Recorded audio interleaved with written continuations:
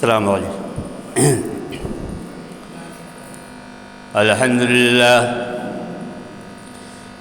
للہ نحمده ونستعینه ونستغفره ونؤمن به ونتوکل علیہ ونعوذ باللہ من شرور انفسنا ومن سیئات اعمالنا من يهده الله فلا مضل له ومن يضلله فلا هادي له ونشهد أن لا إله إلا الله وحده لا شريك له ونشهد أن سيدنا ونبينا ومولانا محمدا عبده ورسوله صلى الله تعالى على خير خلقه محمد وآله وأصحابه أجمعين. أما بعد فأعوذ بالله من الشيطان الرجيم. بسم الله الرحمن الرحيم. فلما بلغ معه السعي قال يا بني إني أرى في المنام أني أذبحك فانظر ماذا ترى. قال يا أبت افعل ما تؤمر ستجدني إن شاء الله من الصابرين. صدق الله مولانا العظيم. بزرگان محترم، برادران عزیز،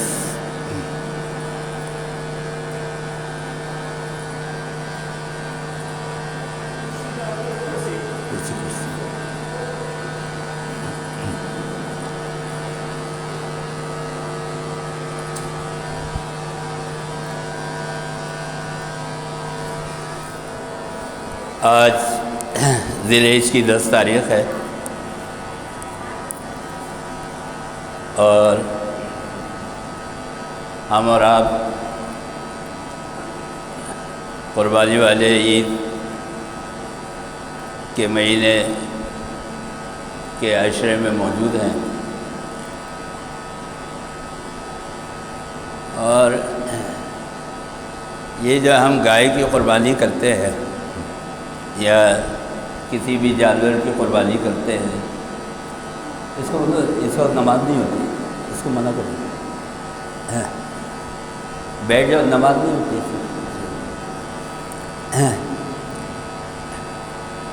تو اس کے پیچھے ایک بہت بڑا فلسفہ ہے. یہ جو ہم محض ایک جانور ذبح کرتے ہیں اور اس کے گلے کے اوپر چھری پھیلتے ہیں، یہ کوئی معمولی بات نہیں ہے.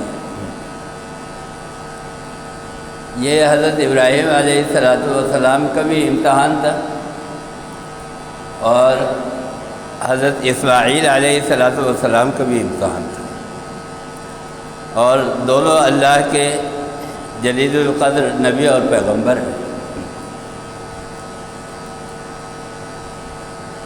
اور اللہ نے دونوں کو اس امتحان میں پورا اتارا. سورہ بقرہ کے اندر اللہ تعالیٰ نے ذکر کیا ہے امتحانات کا. وَإِذِ ابْتَلَىٰ إِبْرَاهِيمَ رَبُّهُ بِكَلِمَاتٍ فَأَتَمَّهُنَّ قَالَ إِنِّي جَاعِلُكَ لِلنَّاسِ إِمَامًا. جب وہ امتحان میں پورے اتر گئے تو پھر ہم نے ان کو امامت کا منصب عطا کیا. امامت کا منصب یہ نہیں تھا جو ہمارے اور آپ کے ذہنوں میں ہے کہ مسجد کا امام، مسجد کا خطیب. نہیں، بلکہ اللہ کے دین کو نافذ کرنے کے لیے پوری دنیا میں اللہ کے دین کو نافذ کرنے کے لیے جس شخصیت کا اللہ نے انتخاب کیا ہے وہ حضرت ابراہیم علیہ السلام کی، اور ظاہر بات ہے کہ جتنا بڑا منصب اللہ نے آپ کو دینا تھا اتنے ہی بڑے امتحانات سے اللہ تعالیٰ نے آپ کو گزارا۔ فرمایا کہ وَتِلْكَ حُجَّتُنَا آتَيْنَاهَا إِبْرَاهِيمَ عَلَىٰ قَوْمِهِ نَرْفَعُ دَرَجَاتٍ مَّن نَّشَاءُ،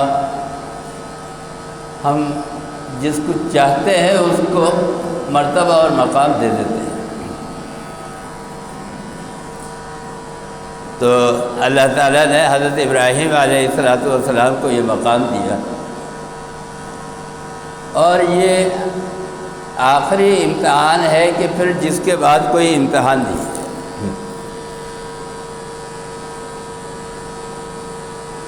جس طرح ہم اور آپ مختلف عالموں سے گزرتے ہوئے آئے ہیں اور اس عالم کے اندر ہم امتحان سے گزر رہے ہیں، اور حشر کے اندر بھی ایک امتحان سے گزریں گے، کیونکہ جب اسکول میں رزلٹ اناؤنس ہوتا ہے تو بچہ اگرچہ اس کو پتہ ہے کہ میں فرسٹ آنے والا ہوں، میں نے پیپر اچھا کیا ہے، لیکن اس کے باوجود اس کو گھبراہٹ بے چینی ہوتی ہے کہ پتہ نہیں کیا ہوگا، میں پاس ہوں گا یا نہیں ہوں گا۔ تو وہ بھی ایک بہت بڑا امتحان ہوتا ہے، وہ وقت جو گزرتا ہے انسان کے اوپر وہ خود ایک امتحان ہے۔ حضرت ابراہیم علیہ السلام نے جب حضرت اسماعیل علیہ السلام سن بلوغت کو پہنچ گئے، بالغ ہو گئے، بڑے ہو گئے، جوان ہو گئے، فلما بلغ معه السعی، تو ایک خواب دیکھا۔ ہم اور آپ خواب دیکھتے ہیں، ہمارے اور خواب کی حقیقت کچھ اور ہے۔ نبی اور پیغمبر خواب دیکھتا ہے، اس کے خواب کی حقیقت کچھ اور ہے۔ حضرت امام فخر الدین رازی رحمۃ اللہ علیہ سے کسی نے پوچھا کہ سجدہ کسے کہتے ہیں؟ فرمایا کہ تمہارا سجدہ تو یہ ہے کہ سر اوپر سے قیام سے اور نیچے زمین تک چلا جائے، زمین پہ ٹک جائے، یہ سجدہ ہے۔ اور فرمایا کہ ہمارا سجدہ جو ہے یہ عاشقوں والا سجدہ ہے کہ جب تک جان نہ نکل جائے محبوب کے قدموں میں اس وقت تک ہمارا سجدہ نہیں ہوتا۔ فرمایا کہ جان ہی دے دی جگر نے آج پائے یار پر، جان ہی دے دی جگر نے آج پائے یار پر، عمر بھر کی بے قراری کو قرار آ ہی گیا۔ جب محبوب کے قدموں میں جان نکل جاتی ہے تب اس کو قرار آتا ہے۔ ایک آدمی گیا اور جا کے چکر لگا رہا ہے، بیت اللہ کا طواف کر رہا ہے، اور اس انتظار میں ہے کہ دروازہ کھلے تو میں اندر داخل ہو جاؤں۔ بس اسی بے چینی اور بے قراری کے اندر خانہ کعبہ کا طواف کرتے کرتے ایک دم اس کے اوپر کیفیت طاری ہوئی اور اس سے یہ شعر پڑھا۔ فرمایا کہ چورسی بکو دلبر بے سپار جان مستر، چورسی بکو دلبر بے سپار جان مستر، کے مباد بار دیگر نہ رسی بدی تمنا۔ اے اللہ میں حج کرنے تو آیا تھا، لیکن حج کے سفر میں میرے پاس قربانی کے لیے کوئی جانور نہیں ہے، اور قربانی کرنی ہے، قربانی دینی ہے۔ میرے پاس تو صرف اپنی جان ہے، کسی جانور کی جان نہیں ہے میرے پاس۔ میرے پاس جو چیز ہے وہ میں دے سکتا ہوں، میری اپنی جان ہے وہ میں تیرے حوالے کر سکتا ہوں۔ بس یہ کہا اور وہاں پہ خانہ کعبہ کے اندر تڑپ کر گر گیا، اور گرتے گرتے اس سے وہیں تڑپ کے جان دے دی۔ میں یہ بتا رہا ہوں کہ ہماری قربانی اور ہے، نبی اور پیغمبر کی قربانی اور ہے۔ حضرت ابراہیم علیہ السلام کا خواب اور ہے، نبی کا خواب وہی ہوتا ہے جو وہ دیکھتا ہے، اس کے علاوہ کچھ نہیں ہوتا۔ ہم خواب دیکھتے ہیں، اس کی تعبیر دوسری بھی ہو سکتی ہے، لیکن نبی اور پیغمبر جو خواب دیکھتے ہیں ان کا خواب وہی ہوتا ہے، اللہ کی طرف سے حکم ہوتا ہے۔ تو حضرت ابراہیم علیہ السلام نے حضرت اسماعیل سے فرمایا، 13-14 سال کے نوجوان لڑکے، اور یہ عمر ایسی ہوتی ہے جوانی کی کہ کھیل کود کی عمر ہوتی ہے، ابھی صحیح طرح بچہ جو ہے وہ بڑا بھی نہیں ہوا ہوتا، بالغ تو ہو جاتا ہے لیکن شعور اتنا نہیں ہوتا، لڑکپن کی عمر ہوتی ہے۔ 13-14 سال کے نوجوان ہیں، اور اب یہ اس عمر کے اندر آ گئے ہیں کہ اپنے باپ کا سہارا بنے۔ تو حضرت ابراہیم علیہ السلام کے پاس حکم آ گیا، کیا؟ قال یا بنی انی ارا فی المنام انی اذبحک فانظر ماذا تری۔ اے میرے بیٹے، میں نے دیکھا کہ میں تجھے ذبح کر رہا ہوں، میں نے خواب کے اندر ذبح کرتے ہوئے دیکھا ہے تجھے۔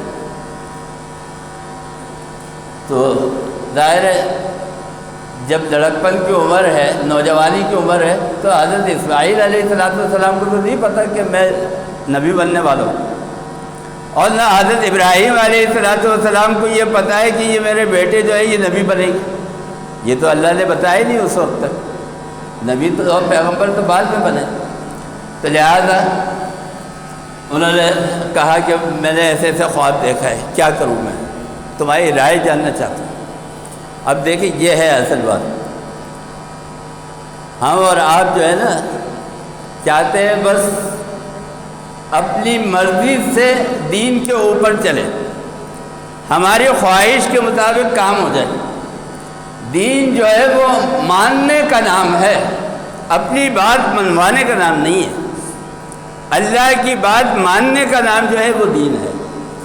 اسلام کہتے ہی اس کو ہے کہ جب آپ اپنے آپ کو سرنڈر کر دیں، اللہ کے آگے آپ اپنے آپ کو جھکا دیں، اس کو کہتے ہیں۔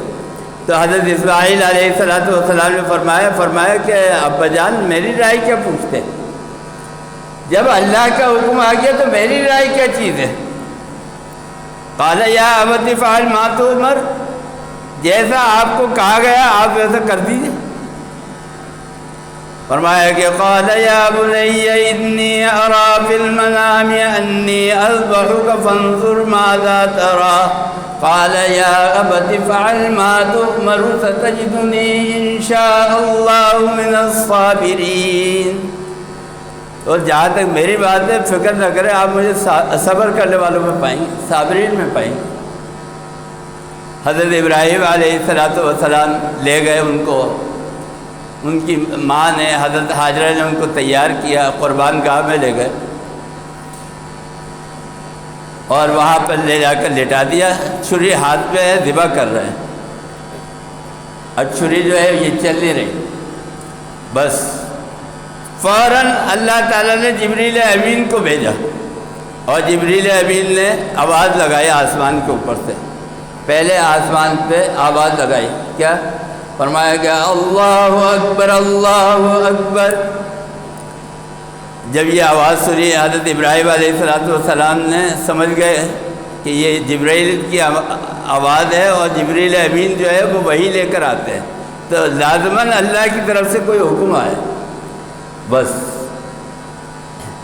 یہ انتظار میں ہے کہ جبریل امین آئے، فوراً حضرت ابراہیم علیہ السلام کے منہ سے نکلا، فرمایا کہ لا الہ الا اللہ واللہ اکبر، اور جبریل امین آئے اور آ کے انہوں نے کہا کہ اللہ تعالیٰ نے کہا ہے کہ آپ یہ مینڈا جو ہے یہ ذبح کر دیں، آپ کی قربانی قبول ہوگی۔ فرمایا کہ اللہ اکبر وللہ الحمد۔ تو حضرت اسماعیل علیہ السلام کی زبان سے یہ الفاظ نکلے کہ اللہ اکبر وللہ الحمد، اللہ کا شکر ہے، قربانی قبول ہو گئی۔ میرے دوستوں بزرگوں، یہ قربانی سال میں ایک دفعہ آتی ہے، یہ آپ سمجھ لیں۔ مسئلہ نہ پوچھے، نہ مجھ سے مسئلہ پوچھے، نہ مفتی صاحب سے، اپنا ضمیر جو ہے اس کو مفتی بنائیں، اس سے پوچھے کہ مجھے قربانی کرنی چاہیے یا نہیں، میرے اوپر قربانی فرض ہے یا نہیں ہے۔ یہ آپ اپنے ضمیر سے فیصلہ کرو، اس لیے کہ بہت سارے کام آپ کرتے، پیسے نہیں ہوتے پھر بھی کرتے، کسی سے پیسے لے کے کرتے۔ فرض کیجئے آپ نے قربانی نہیں کی، آپ نے کہا بھی میرے پاس پیسے لیے، میں کسی سے ادھار لوں گا، پتہ نہیں دے پاؤں نہیں دے پاؤں، خدا نہ خواستہ کل بیٹے کی، ماں کی، کسی کی طبیعت خراب ہو جائے، آغا خان لے کے گئے آپ، انہوں نے کہا بھائی 5 لاکھ روپے جمع کرا دیں، آپ نے بولا بھائی لیجیے۔ آپ یہ نہیں دیکھیں گے کہ بھائی پیسہ ہے یا نہیں ہے، کہاں سے آئے گا، اس وقت بس آپ کریں گے، کہیں سے بھی کریں گے۔ مقصد یہ ہے کہ جب انسان یہ فیصلہ کر لیتا ہے کہ مجھے یہ کام کرنا ہے، تو پھر اس کے لیے انتظام بھی خود کرتا ہے۔ حضرت ابراہیم علیہ السلام نے اپنے بیٹے کی قربانی دی ہے، آج ہم اسی یادگار کو منا رہے ہیں۔ اور اگر یہ اللہ کا فضل و کرم نہ ہوتا، اور وہ جو جبریل امین آئے تھے نا، آ کے کلمات پڑھے تھے، اللہ اکبر اللہ اکبر لا الہ الا اللہ واللہ اکبر وللہ الحمد، اس کو پڑھا کریں۔ اب تو ہمارے یہاں پڑھتے ہی نہیں ہیں، اس کو بلند آواز سے پڑھ لیں۔ علماء نے لکھا ہے کہ روایت میں آتا ہے کہ کسی جگہ کے اوپر سونے کا ڈھیر لگا ہوا ہو اور سونا جو ہے وہ بانٹا جا رہا ہو، فری میں مل رہا ہے۔ فری میں اگر آپ کو 10,000 روپے بھی کوئی دے رہا ہے، پتہ چلے اللہ سوسائٹی میں 10,000 روپے کوئی دے رہا ہے، آپ فوراً جائیں گے بھائی مل جائے پیسے۔ سونا بٹ رہا ہے، سونے کا ڈھیر لگا ہوا ہے۔ فرمایا کہ اس سے زیادہ قیمتی یہ الفاظ ہے آج کہ یہ 5 دنوں میں پڑھنے کے، یہ جو 23 تکبیرات پڑھی جاتی ہیں 9 ذی الحجہ سے، یہ اس سے زیادہ قیمتی ہے جتنا بڑا سونا کا مال، اس سے زیادہ قیمتی ہے۔ لہذا اس کو صرف آج ہی نہیں، جب تک یہ تکبیرات پڑھی جائیں گی، چوتھے دن تک عید کے عصر کی نماز تک، اس وقت تک یہ تکبیرات کو پڑھیں۔ اور اگر ابھی تک کسی کا قربانی کا ارادہ نہیں تھا تو مسئلہ میں نے آپ کو بتا دیا، اپنے ضمیر سے آپ پوچھ لیں، فتویٰ لے لیں اور قربانی جو ہے وہ کر لیں۔ یہ پھر پتہ نہیں زندگی رہے نہ رہے، آئندہ سال آپ کو موقع ملے یا نہ ملے، تو جو اس وقت موجودہ وقت ہے وہی غنیمت ہے، اسی کے اندر جو موقع مل رہا ہے اس کو جو ہے فائدہ اٹھانا چاہیے۔ اللہ تعالی ہمیں اور آپ کو سب کو حضرت ابراہیم علیہ السلام کی سنت پر عمل کرنے کی توفیق عطا فرمائے۔ اللہم ارنا الحق حقا وارزقنا اتباعہ وارنا الباطل باطلا وارزقنا اجتنابہ۔ اب آپ سب حضرات کھڑے ہو کے صف درست فرما لیجیے اور صفیں سیدھی کر لیں، صفیں سیدھی رہیں اور صفوں کے بیچ میں خلا نہ ہو۔ دائیں بائیں جو جگہ خالی ہے پہلے